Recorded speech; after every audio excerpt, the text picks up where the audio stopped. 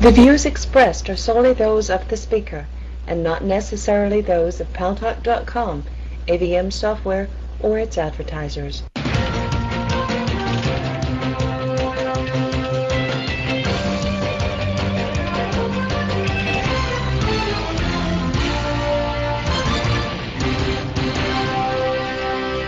News Talk is online. News Talk Online is a production of Paltalk.com, the largest multimedia interactive program on the internet with more than 4 million unique users, on demand on iTunes and on YouTube and on my site, GaryBaumgarten.com, where you are encouraged to post your comments, whether you agree with me or not. Oh, I said something that Reisky didn't like on the blog over the weekend. You should see the comments. But I approve them all. And thanks to our good friends at CRN Digital Talk Radio, we're syndicated to 12 million additional households. I am your host, Gary Baumgarten. Well, how did they let it happen, this economic meltdown that's affecting not just Wall Street, but Main Street as well? I hear that. Well, you know, before the bailout of Wall Street, the crash and the bailout of Wall Street, came the collapse during the Ides of March of Bear Stearns, taken over by JP. A senior manager, maybe I should say a former senior manager of Bear Stearns, because there are no more senior managers at Bear Stearns.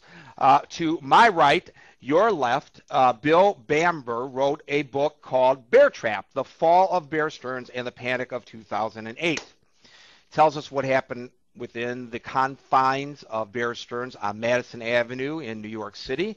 It tells us what happened on the trading floors. It tells us how one hand of Bear Stearns didn't know what the other hand was doing, not necessarily the fault of the investment firm, by the way, but because of federal regulations that precluded one group from letting another group know what was going on because it might have caused a conflict of interest with regard to clients. So it ended up ill-serving Bear Stearns. What I like about the book, and as I have said many times on the show, Bill, I have trouble balancing my own checkbook. But even I understood it.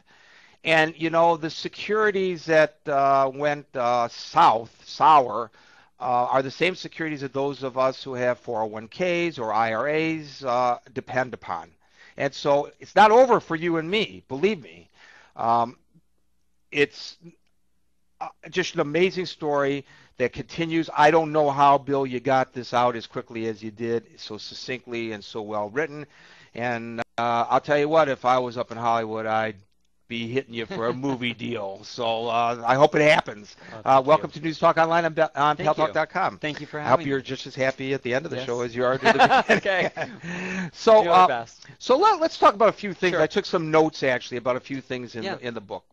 You know, we have people who come onto this show when I say, you know, it's a shame that they bailed out the fat cats down here on Wall Street, but the victims are the ones who continue to bail out the fat cats, and we still suffer. And then people come back to me and say, you know, Gary, it's the fault of people who took adjustable rate mortgages. They should have known better that they were taking a risk, just like Bear Stearns was taking a risk. Sure. Yeah. Which, yes, that's true. But of all people, and I didn't realize this until I read your book, Alan Greenspan, then the chairman of the Fed, encouraged people to take out adjustable rate mortgages. Now, if I don't know the first thing about how to get into a house and how to manage my money, okay, shame on me for not knowing. But you would think that Alan Greenspan would know, and you would think that following his advice would be good advice to follow. You would think. Yeah. You would think. Yeah, you would think. Yeah. I mean, this is in retrospect, I mean, there's so many layers to this story. Not just the Bear Stearns story, but as you point out, you know, the broader story of what is happening within the United States and globally. I mean, at any given level of altitude, there's so many interesting things going on right now, and certainly looking back, when you really can sort of look back at this and say, okay, well, you know, a lot of this does have to do with, you know, look, of course, people levered up. We had very, very cheap borrowing rates. Money was relatively cheap, and it's just that's what people will do, whether they're an individual looking to buy a larger home, a business, a real estate developer, or anybody looking to do invest in securities on a global basis. I mean, if rates are low, people will borrow. If rates are high, they're less inclined to borrow. And so this is this is part. It's not the only reason what's going on, but it is part of the reason, and it is a global situation. I mean, just as an antidote, I was over in London last week, and cab drivers are great sources for data points with regard to what's going on in the economy. And I was talking to a cab driver in London, and he was saying that he had not been picking up from some of the higher end London restaurants anybody from Russia or the Middle East in the recent weeks. So, against the backdrop of everything that's going on in the financial markets and the liquidity, we also have, a steep decline in the price of commodities as well. So, and it all feeds into each other. Well, one of the other things with regard to the home mortgage issue that I have been saying, and people challenge me on it all the time, is that if I should know better. I'm the one who signs on the dotted line. Right. But the guy selling me the money ought to know better than to take me on as a risk. And I decided before I even met you that I was going to like you, because one of the things you point out in the book is the banks didn't care about that because they figured, well, what's the difference if the person defaults on the mortgage, will foreclose?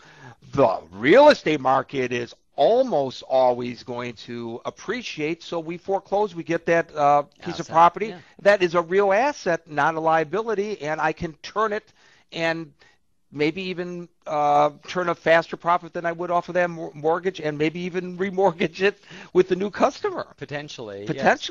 Yeah, I mean, and this gets into the whole situation of what we're experiencing is an entire restructuring of the U.S. financial system right now, which is really fascinating to watch if it wasn't so tragic.